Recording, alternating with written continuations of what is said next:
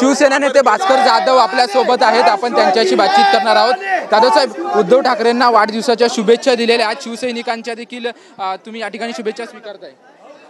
असं आहे की मी शिवसैनिकांच्या शुभेच्छा स्वीकारतो असं म्हणता येणार नाही, तर हे सगळे उद्धव साहेबांना शुभेच्छा देण्याकरता आलेले आहेत आणि म्हणून त्यांचा एकंदरीत घोषणा, त्यांचा जोश, त्यांचा उत्साह, आता एवढी मोठी लांबच लांब रांग, पडणारा पाऊस, ह्याच्यामध्ये ते भिजत आहेत, उभे राहिलेत आणि म्हणून त्यांची कुठेतरी हिंमत वाढवली पाहिजे, त्यांच्या श्रद्धेमध्ये कुठेही खंड पडता कामा नये, याकरता मी त्यांच्यासारखा होऊन त्यांना घोषणा देतोय। बरोबर नाही रे भावनो?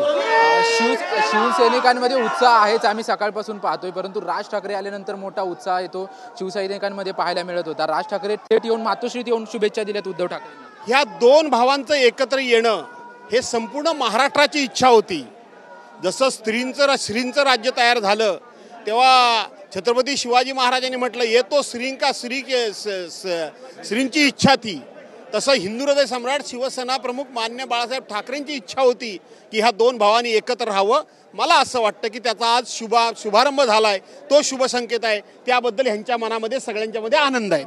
मेळाव्याला एकत्रित आले होते, त्यानंतर राज ठाकरेंच्या पक्षाकडून कोणतीही प्रतिक्रिया येत नव्हती। अशी घाईघाईनं प्रतिक्रिया करायची नसते, प्रतिक्रिया दिली नाही, त्यांनी क्रिया केली। क्रिया म्हणजे प्रतिक्रिया देण्याच्या ऐवजी स्वतः उद्धव साहेबांना शुभेच्छा द्यायला आले, ह्याच्यामध्ये सगळं आलं।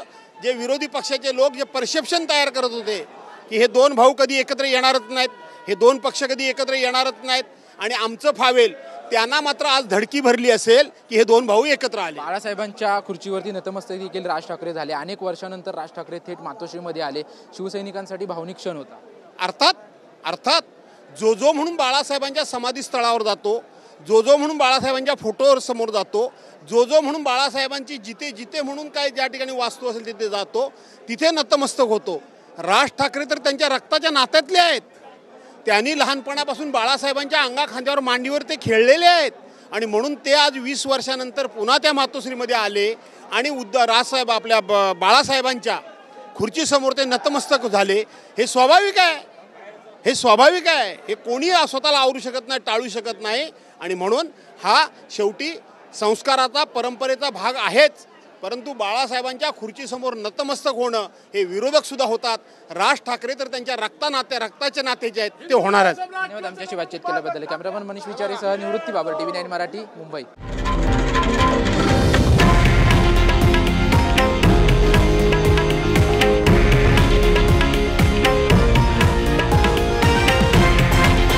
हे आहे देशातील नंबर 1 न्यूज नेटवर्क आणि आपण पाहत आहात TV9 मराठी, एकमेव।